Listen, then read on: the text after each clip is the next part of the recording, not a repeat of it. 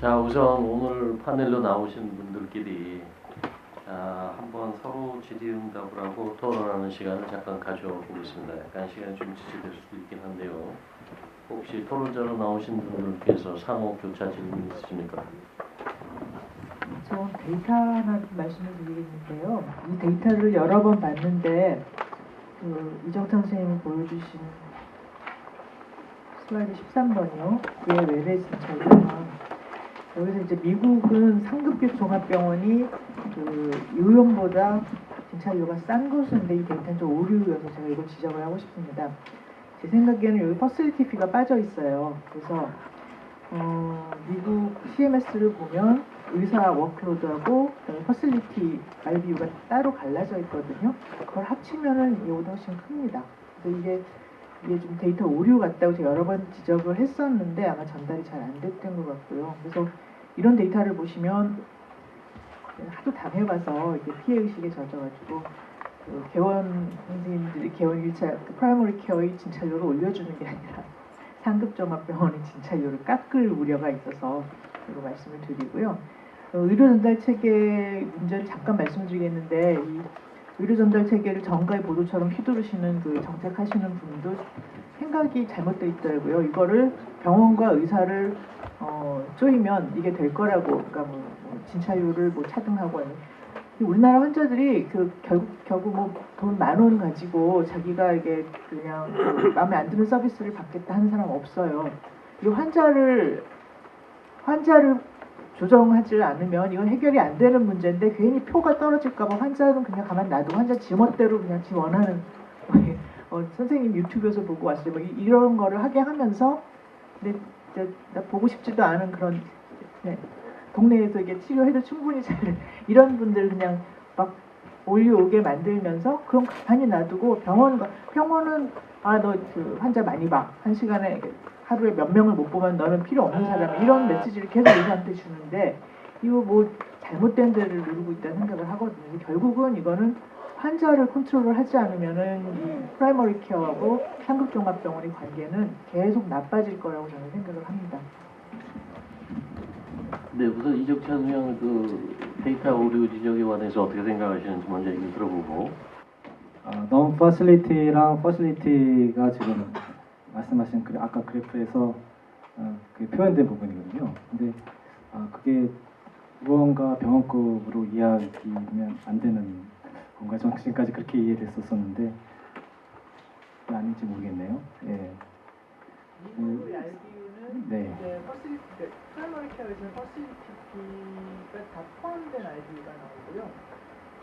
상급종합병원에서는 의사 비용하고 퍼실리티가 달라져서 들어가 있어요. 근데 제가 본 바로는 이거는 지금 퍼실리티가 빠진 그냥 의사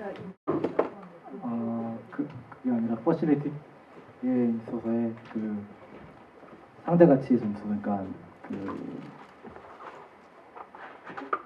진찰료의 상대가치 점수에 있어서의 값이랑 그 다음에 제가 non 퍼실리티에서의 값을 갖다가 제가 수가 책에서 봤는데 그 부분이 다르다면 저도 좀 다시 좀 검토해야 되는 부분인 것 같은데요. 예. 다시 한번 검토하도록 하겠습니다. 예.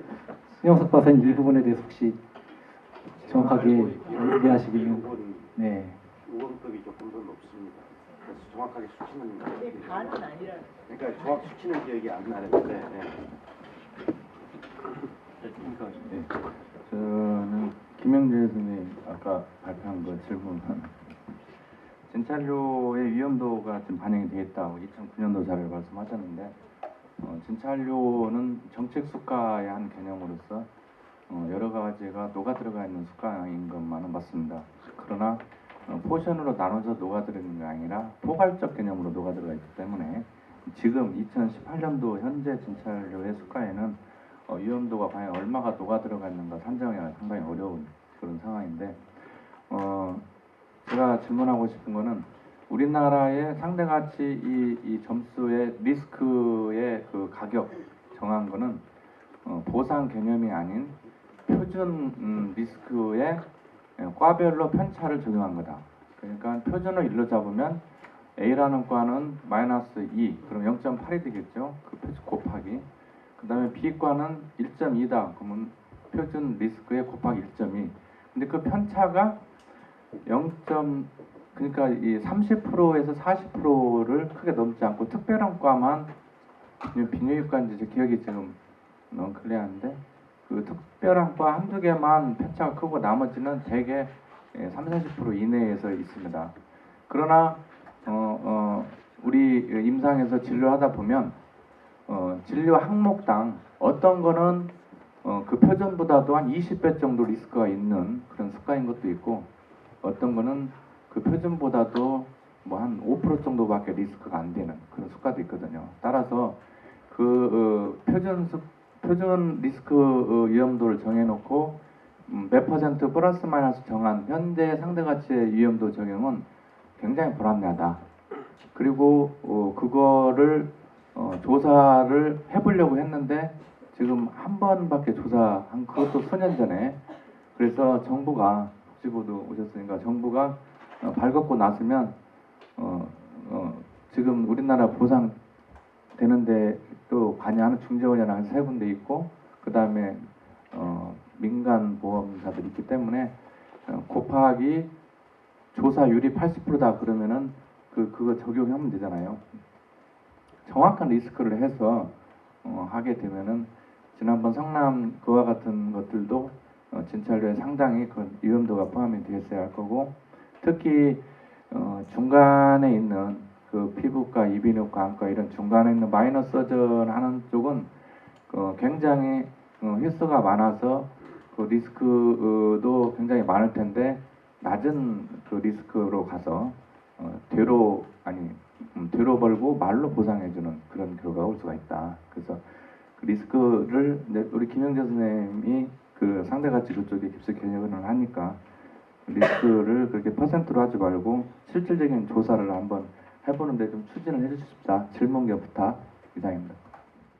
위험도 관련된 부분은 이번에 3차 때 조사를 할 거고요. 사실은 이제 그 지난번 2차 할 때 조사도 사실은 충분치가 않았었죠. 그러니까 이제 자료 구득이나 저희가 그 부분을 안 하려고 하는 건 아니고 사실 좀 그 파악하는데 여러 가지 좀 어려움이 있습니다. 그 부분은 사실 이제 의협하고 협조가 사실 좀 더 필요하고 저희가 이제 기본적으로 그 자료를 얻을 수 있는 데까지는 최대한 넣지만 사실 이제 근본적으로 좀 그 의료기관의 협조도 사실 좀 많이 필요한 상황이거든요.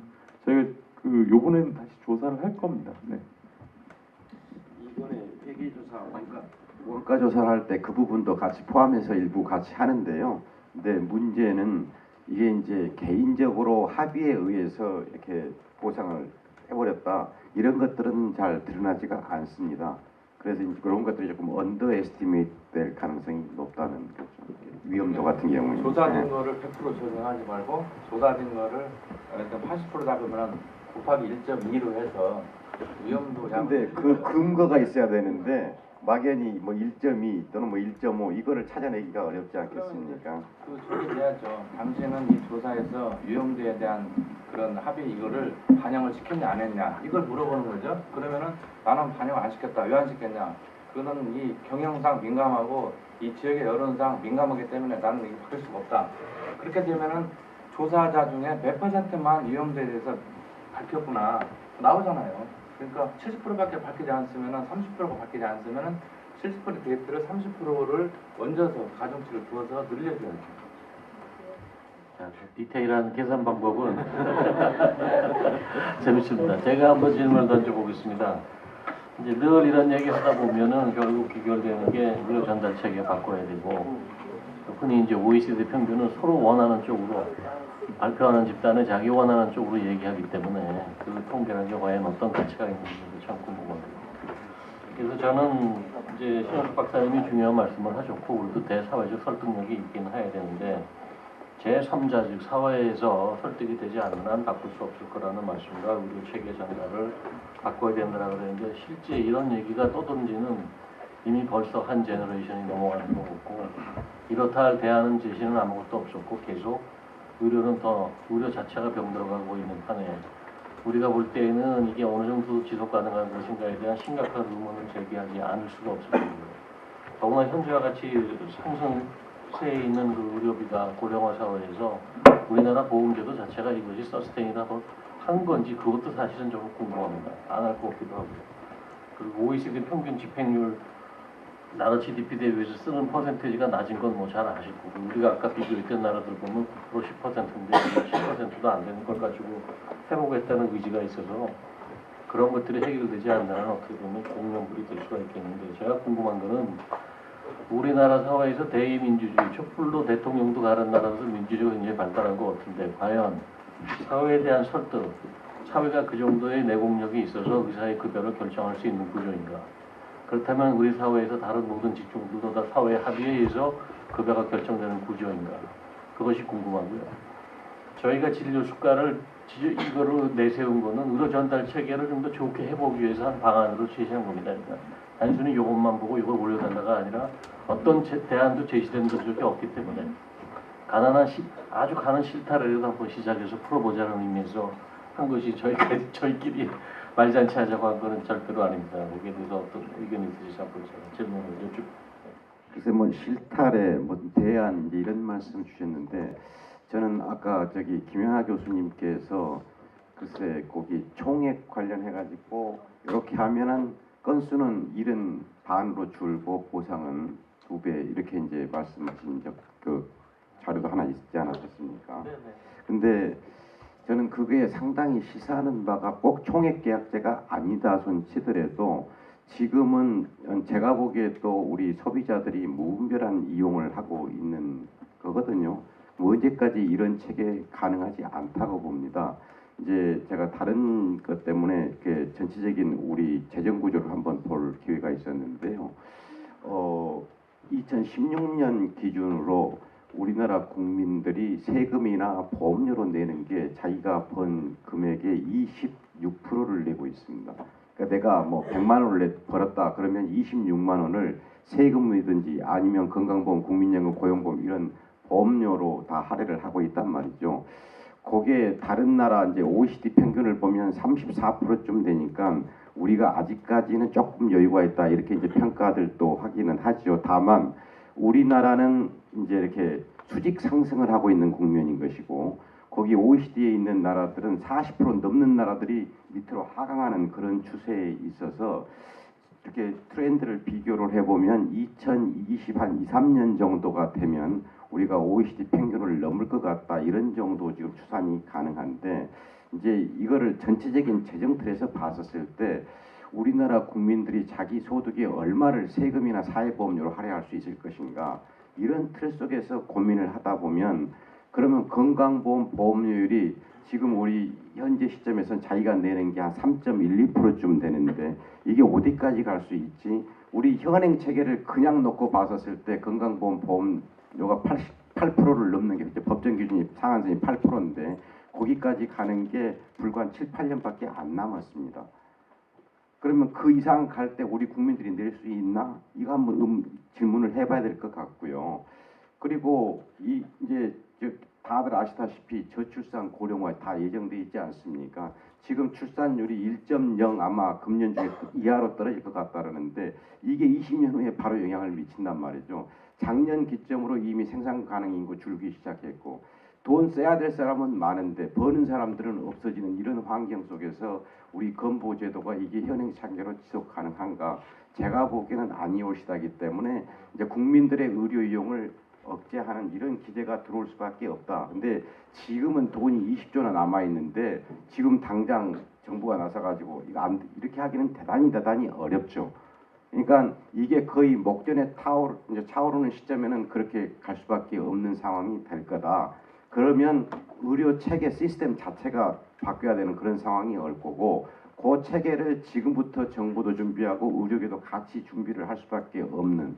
그래서 이제 다른 나라의 사례를 보면 지불 보상 방식, 의료 체계, 공급 방식 이게 연계돼 가지고 정비가 다시 이루어집니다.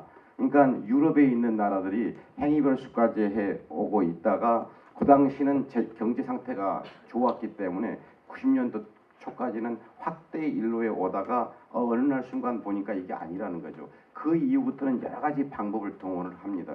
지불 보상도 그렇고 의료 체계도 그렇고. 근데 우리 시점이 아마 그 시점이 2020년대 초중반이면 올 것 같다는 거예요. 이거를 어떻게 준비할 건가. 근데 그 내용 중에 하나가 아까 김연아 교수님께서 말씀하신 그게 분명한 저는 대안이 될 수 있을 거라고 봅니다. 언제까지 의사들이 하루에 뭐 몇 시간씩 일해야 되고 잠 6시간밖에 못 자고 이거 지속 가능하지 않습니다. 그러니까 의사도 사람이기 때문에 또 자기 자본을 가지고 투여해서 여기다가 시장에 진입하지 않았습니까? 그러면 당연히 상응하는 보상을 받고자 하는 건 인지상정인 것이고 근데 이런 것들로부터 모든 게 충돌이 되는 건데 그래서 지속 가능히 하려면 의료 이용량 총량 이거 조금 통제를 해야 되고 그 속에서 의사도 사람의 형태로 살 수 있는 그런 구조 만들어야 되는 것이고 그래서 아까 그 말씀 주신 그 슬라이드 굉장히 저는 중요한 의미가 있을 것이다. 얼마 후에는 그런 생각을 좀 해보게 됩니다. 그 시스템 어떻게 짤 것인가를 개인적으로 발표한 적도 있습니다. 제가 의협에 가서도 그 내용 이야기한 적도 있고 그래서 필요하시면 제가 다시 전달해 드릴 수도 있습니다. 그 말씀 감사드립니다. 10분 정도 남아서 플로어에도 질문을 개방하겠습니다. 혹시 질문 있으시면 네 저희 두 분이나 의협 이사님들께서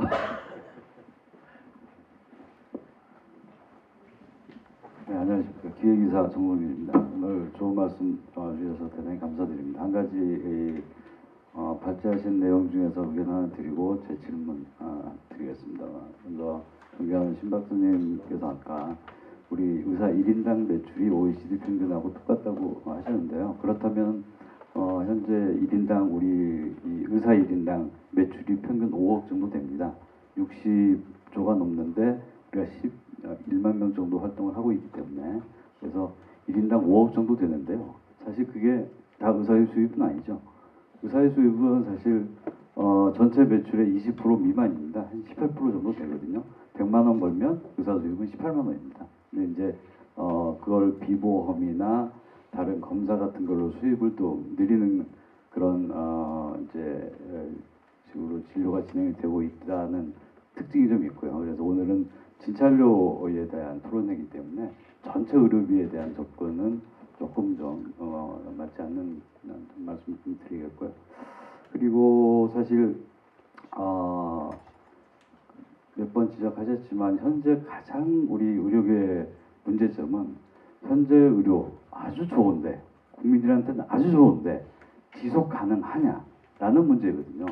그 문제에 대해서 좀 큰 통계를 가지고 대단히 죄송하지만 정확한 통계를 제공하지 못하겠고요. 그냥 기억나는 대로만 말씀드리겠습니다.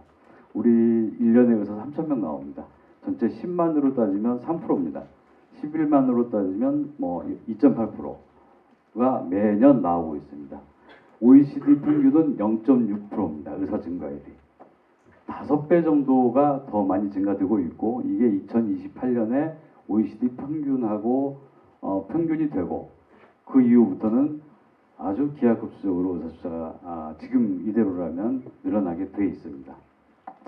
자 그렇다면 20년 전하고 지금하고 보죠.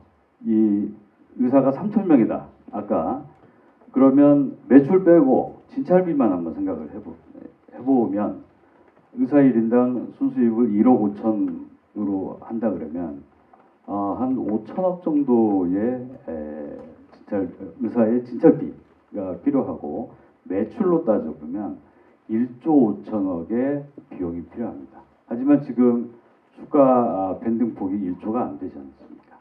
의료계가 가져오는 거는 한 4억, 의협하고 병역하고 해서 한 4, 5천 정도밖에 안 되니까. 그래서 매년 의료 증가되는 그 액수를 우리 의사가 증가되는 그 숫자하고 단순 비교만 해봤을 때 반도 안 된다는 것이죠. 그러니까 이게 한 10년 정도 되다 보니까 의사 수입이 20년 전하고 비교하면 반 정도밖에 안 된다는 것입니다. 그런데 이게 더 심화된다는 것이죠. 2028년도에 가면 이 OECD하고 똑같고 그리고 의사 숫자는 많고 매출은 거기에 못 따라가는 것이죠. 그래서 지금 우리가 고민할 건 물론 진짜 우리 의사들의 진찰료가 아주 저평가된 점도 교정이 필요하지만 가장 중요한 건 우리 현재 국민들한테 좋은 이 의료보험 시스템을 지속 가능한 것인지에 대한 논의가 필요하다고 생각이 되고요. 예, 그 문제에 대한 근본적인 접근과 함께 이런 진찰료 또 의사 수급에 대한 고민도 같이 이루어졌으면 한다는 그런 의견을 드리겠고요. 뭐 지적 말씀 듣겠습니다. 감사합니다. 아마 그 의료 인력 정원에 우리나라에 나오는 모든 데이터 전공의 산정 숫자 이런 거 다 허수인 건 우리 다 아시죠? 그 절차 자체가 처음부터 출발이 잘못됐기 때문에 그건 뭐 엉터리 숫자이면 틀림이 없고요. HRH는 제가 봐도 이거는 도저히 Human Resource in Health WG를 쓰는 HRH 보면 기본 구조 자체가 나락이 되어 있지 않습니다. 이거를 보사인이라는 데서 한 5년에 한 번씩 스포레딕하게 내보는데 거기 나오는 결과 또 우리가 만드는 결과 모두가 기초적인 HRH를 그 구성하는 연구 그 기본 골격에 미치지 않고 자료도 뽑을 수가 없어서 그건 정말 난감한 얘기 같습니다. 그건 별도의 부서가 뭐 영국 이런 것처럼 그것만 상설로 앉아서 1년 내내 그것만 하는 부서를 만들든 뭐 따로 하지 않으면 불가능해 보입니다. 이세라 총무님 질문하셨는데 1분 내에 간단하게 해주시면 고맙겠습니다. 지금 5분밖에 안 남았어요. 오늘 아침에도 제가 국회에 잠깐 갔다 와서 남들이 보기에는 헛발질을 하고 왔는데요. 이게 근본적으로 진찰료라는 데에서 해결이 되지 않는다고 저는 보고요. 첫 번째는 건강보험료를 산정하는 방식. 지금 현재 급여의 8%까지 되어 있다고 그러는데 다른 나라에 비해서 너무 작다. 그리고 가족 전체를 한 사람이 부과하도록 하는 시스템을 만들어 놓고서 여기 돈이 없다. 뭐 이 적립금이 좀 있죠. 한 뭐 재정이 한 50%까지 될 때까지 넣는다고 되어 있는데 20조 남아 있는 거 가지고 그 부분의 택도 아닌 걸 가지고 좀 더 써야 된다라는 생각도 저는 잘못됐다고 보고요. 가장 중요한 거는 아까 김연아 선생님이 얘기하셨는데 지금 현재 외래에서 그만큼 많은 환자들이 진짜 의사의 손길이 필요해서 오는 거냐? 저는 아니라고 봅니다. 의사들도 잘못 생각하는 거고요. 오면 모두 다 진찰료 받고 처치료 받고 이렇게 하고 있는데 의사 스스로 그걸 손을 놓을 수 있는 마음의 준비가 되어 있는지. 다음 지금 우리가 시간에 대한 이야기를 제가 가끔 글도 쓰고 그러는데요. 15분 동안 환자를 진료를 할 마음이 있는지 있으면 어떤 현상이 벌어지냐면요. 첫 번째는 의사와 환자의 관계는 매우 좋아지지만 의사의 수입은 뚝 떨어집니다. 그 각오가 되어 있어야 됩니다.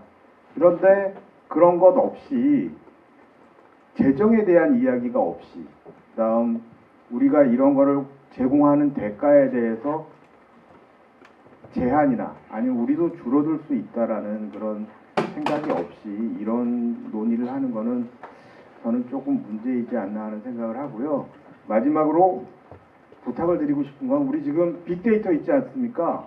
빅데이터에 보면 각종 수술이나 각종 진료가 다 나와 있습니다. 그걸 보면 아까 이민강 선생님이 얘기한 거와 유사하게 가중치를 주어서 진찰료뿐만 아니라 다른 처치에 대해서도 우리가 충분히 배려할 수 있다고 봅니다. 그에 대한 노력이 없이 몇 가지죠. 노력 없이 진찰료만 이야기하는 거는 저는 개인적으로 반대합니다. 이 부분을 혹시 이준규 과장님이 의견을 주실 수 있으면 의견을 주시기 부탁드립니다. 지금 이제 사실 이제 오늘은 이제 주제가 진찰료와 처방료니까 이제 말씀을 그렇게 한 건데 저희 같은 경우는 지금 이제 어쨌든 상대가치 안에서의 불균형이 아직은 존재하고 있고 단순히 기본 진료만 문제가 아니라 저희 2차 상대가치에서 했던 것처럼 유형을 보면 말씀하신 수술이나 처치, 기능 검사, 그다음에 영상 검사 이런 검체 검사 이런 게 나눠져 있지 않습니까?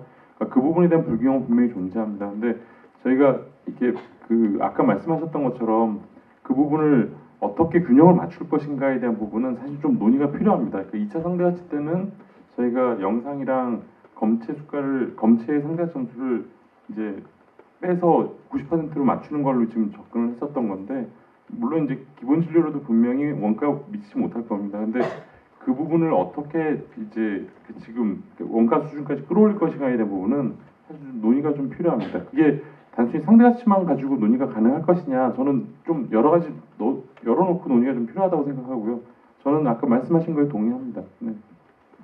이제 거의 마무리를 해야겠습니다. 오늘 저희가 진찰료를 주제로 한 거는 토론 시간이 다 해봐야 뭐 2시간밖에 안 되는 행사이기 때문에 그걸 하나의 매개체로 논의해봤고, 상대 가치라든가 다음에 나올 것들에 대한 건 또 다른 포럼에서 저희가 이런 걸 개최해서 같이 논의할 걸 약속드리고요. 그래도 다들 어떤 거 합의점을 보는 거는 의료 전달 체계는 정말 잘못됐다고 늘 하는 얘기, 한 세대 해온 얘기. 그래서 환자들의 비헤이비어를 고칠 수 있어야겠다. 이건 문화적인 충돌인데 그게 가능하냐를 문제를 했고요. 또 그걸 하려면 더 앞으로 의사는 수입에 내려가는 거를 각오할 수 있겠냐라는 질문도 던져주셨습니다. 그리고 맨 마지막에 제가 한번 마무리해놓지만 원가 계산 자꾸 이제 언급이 또 나오는데, OECD 국가 중에서 자기 돈 내고 자기 계속적인 투자를 해서 의과대학부터 전공의 마치고 전임의까지 무급까지도 하고 그 급여가 그렇게 되는 나라가 어떤 나라가 있는지 한번 조사해 보시면 원가 계산이 대단히 틀렸다는 얘기가 나올 겁니다.